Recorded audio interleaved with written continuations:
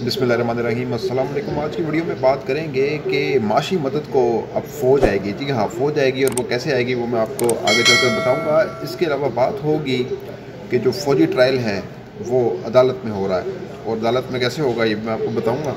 इसके अलावा काजी फ़ायसा की तैनाती की वजूहात क्या हैं और वो जल्दी से जल्दी जो उनकी तैनाती की गई है उसके हवाले से बात करेंगे कि ऐसा क्यों हुआ है और तारीख में पहले ऐसी कोई मिसाल नहीं मिली, तो इस पर भी बात करेंगे। लेकिन सबसे पहले बात करते हैं कि जो माशी मदद है उसके लिए फ़ौज कैसे आई है। और फ़ौज ऐसे आई है कि एक कमेटी तश्कील दे दी गई है और जिसमें आर्मी चीफ और दीगर जो मिलिट्री की जो शख्सियात हैं वो उसमें शामिल की गई हैं। और मामला कुछ इस तरह से होगा कि एक वन विंडो ऑपरेशन किया जाएगा कि वन विंडो ऑपरेशन के तहत जो इन्वेस्टर है, जो सरमायाकार है, जो सरमायाकारी करने वाला है, तो उसके सरमायाकारी करने वाला और जो उसके बीच में जो मुश्किलात आएंगी उसको दूर करने पर काम किया जाएगा। इसको वन विंडो ऑपरेशन का नाम दिया गया है। इसके अलावा 5 जो ममालिक हैं जैसे कतर, सऊदी अरब, चीन और 2 और ममालिक हैं जो सरमाया करेंगे पाकिस्तान के अंदर, तो इस हवाले से भी होगा। लेकिन इस पर चेक एंड बैलेंस रखा जाएगा। कमेटी बनाई गई है। तो अब मेरा सवाल ये है, अच्छा कमेटी जो बनी है उस पर इतराज़ सबसे पहले ये उठाया जा रहा है कि उसमें आर्मी चीफ शामिल किए गए हैं। वो कि मैं इस पर थोड़ा सा इसका पस मंज़र बयान करता चलूँ कि फ़ौज ने पहले भी मदद की जब FATF की ग्रे लिस्ट में था पाकिस्तान और ब्लैक लिस्ट हो सकता था, तो उससे निकालने के लिए भी एक फार्मूला बनाया था उस वक्त के साबिक़ आर्मी चीफ कमर जावेद बाजवा ने। तो इमरान खान की मदद से वो सारा ये जो मामला है वो हल किया गया था FATF का।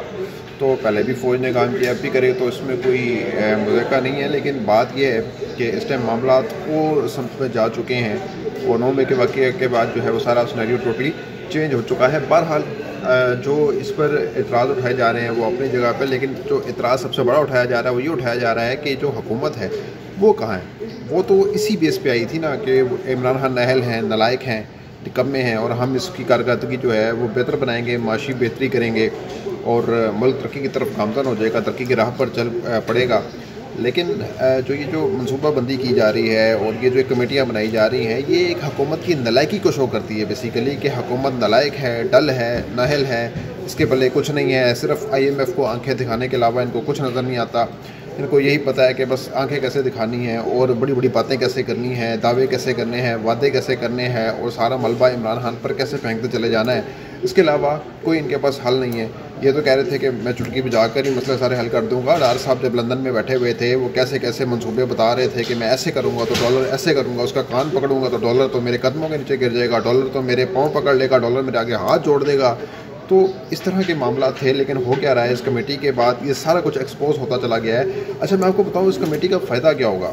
अब इससे पहले भी आपको पता है कि नेक्टा बना, तो नेक्टा का जो पहला इजलास है वो हो ही नहीं सका। हाँ, जब PTI की हुकूमत आई थी तो उस टाइम ये पहला इजलास हुआ था इस हवाले से।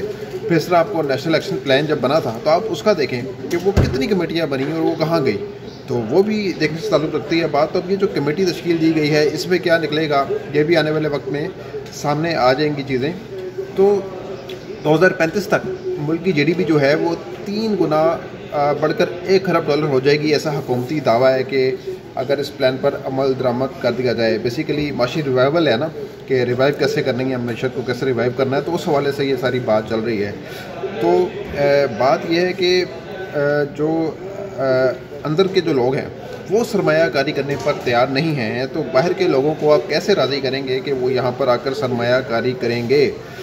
और दूसरी बात यह है कि क्या बिलफर्ज सरमायाकारी आ जाती है और डॉलर्स की रेल फेल होना शुरू हो जाती है, तो हुकूमत के पास क्या प्लान है कि उन डॉलर्स को, उन पैसों को कैसे यूटिलाइज़ किया जाएगा। तो मनसूबाबंदी बनाई गई है। ये हमेशा की तरह वो जो पैसा है वो ज़ाया होगा जो होता आया है, और अब भी यही तवक्को की जा रही है कि ऐसी हुकूमत जिसके ऊपर इतने अन्य केसेस हैं और जिनके लोगों पर इतने केसेस हैं, बददयानती के इल्ज़ाम हैं, तो वो कैसे इतनी बड़ी रकम को हैंडल करेगी। ये एक बहुत $1 मिलियन क्वेश्चन है। दूसरा जो अहम इशू है वो फ़ौजी अदालतों के हवाले से है, जो सुप्रीम कोर्ट में मामला गया है। कल समात 9:30 बजे तक मुलतवी कर दी गई है इस हवाले से।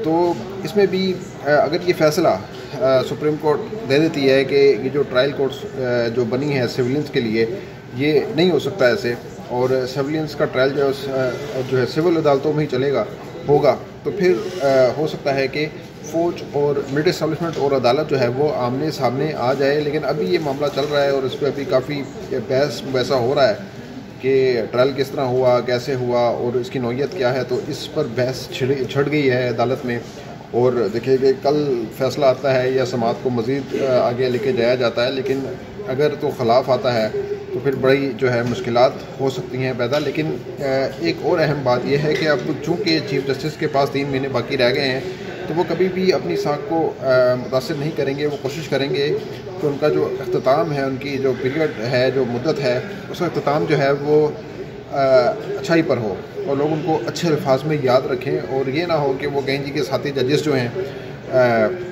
उनको साथ लेकर नहीं चल सके। ये तो ये सबसे बड़ा उनके ऊपर इल्ज़ाम लग सकता है कि 9 रुकनी बेंच 7 रुकनी हो गया। काजी भाई ईसा और तारिक मसूद जो है वो बेंच से उन्होंने लहदा कर लिया कि जब तक supreme court and procedure bill पर फैसला नहीं होता, जो 184(3) के तहत जो 100 मॉडल नोटिस था उसके हवाले से था, उस पर फैसला नहीं हो जाता, तब तक वो इस बेंच का हिस्सा नहीं बनेंगे। तो ये फॉर्मेशन के हवाले से, बेंच के फॉर्मेशन के हवाले से तो ज़ाहिर सी बात है ये उठना था, तनाज़ा इन दोनों जजेस ने उठाना था और उठाया बहरहाल।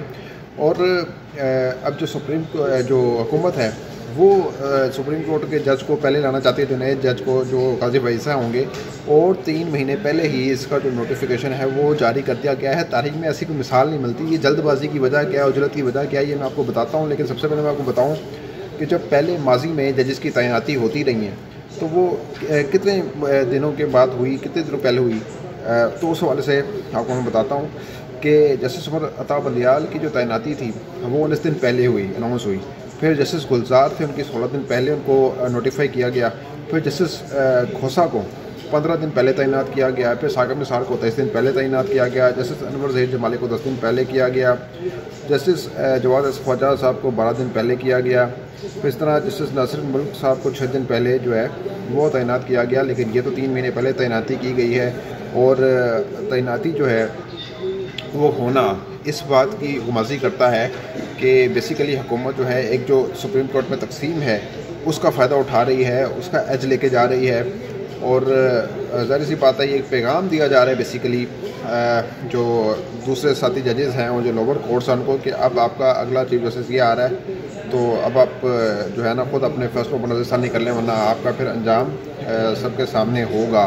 तो इस हवाले से भी ये बात है। आपको मैं माजी का भी एक हवाला देता जाऊँ कि जब असलम बेग साहब जो थे तो उनकी जगह असद नवाज नजवा जब बन रहे थे आर्मी चीफ, तो 3 महीने पहले ही उनकी तैनाती कर दी गई थी। और हुआ ऐसे था कि जब इनको पता लग गया, अनाउंस हो गया कि जी आर्मी चीफ अगले असद नवाज नजवा ने लगना है, तो हुआ फिर ये कि जो बाकी जो फ़ौजी थे, जो अफसरान थे, वो इनकी तरफ इनका झुकाव होता चला गया और असलम बेग साहब पहले ही 3 महीने पहले ही फारग हो गए। तो यानी मतलब आमने सामने लाने के लिए कि एक चीफ जस्टिस को दूसरे चीफ जस्टिस के सामने लाने के लिए ये खेल रचाया गया, खेला गया है बेसिकली।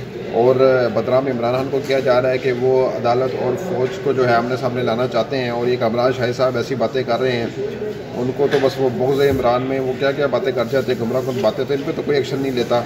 लेकिन बाकी जो साफ़ी हैं उनको उठा लिया जाता है, इमरान खान को उठा लिया जाता है। वो अगर इंतशार फैला रहे हैं तो ये क्या, ये इंतशार नहीं है कि इदारों के बीच में या इमरान खान और इदारों के बीच में लड़ाई डलवा रहे हैं और किस तरह की बातें कर रहे हैं, तो इन पर भी तो कोई चेक एंड बैलेंस होना चाहिए ना, तो वो नहीं हो रहा।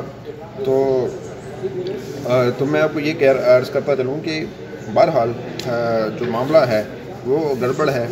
अब ये जो तैनाती के हवाले से और सदर ममलिकत जो हैं उन्होंने भी साइन कर दिया है। तो पहले कहा जा रहा था कि सदर ममलिकत जो है उनके इमरान खान के साथ जो हैं वो राहें जुदा हो रही हैं और ये वही सदर ममलिकत हैं जिन्होंने रेफरेंस भी दायर किया था, जिस दस्तखत किए थे जब ये काज़ी ईसा के ख़िलाफ़, और फिर रिव्यू पिटिशन में भी ये गए थे कि इनके ख़िलाफ़ कार्रवाई होनी चाहिए जुडिशल जो है उसमें जुडिशल में। तो बहरहाल हुआ ये कि अब वही बंदा साइन कर रहा है और आसानी से कर रहा है। तो फिर आप ये देख लें कि कहाँ कहानी जा रही है कि सदर ममलिकत जो हैं उनका अब चुकाव किस तरफ होता चला गया है। उनकी भी ट्यूनिंग हो गई है, उनका भी सॉफ्टवेयर अपडेट हो गया, लग तो ऐसा ही रहा है, लेकिन मज़ीद क्लैरिटी जो है वो आने वाले वक्त में हो जाएगी। तो अब तक के लिए इतना ही। अगली वीडियो तक के लिए इजाज़त दीजिएगा। अपना बहुत ख्याल रखिएगा। अल्लाह हाफ़िज़।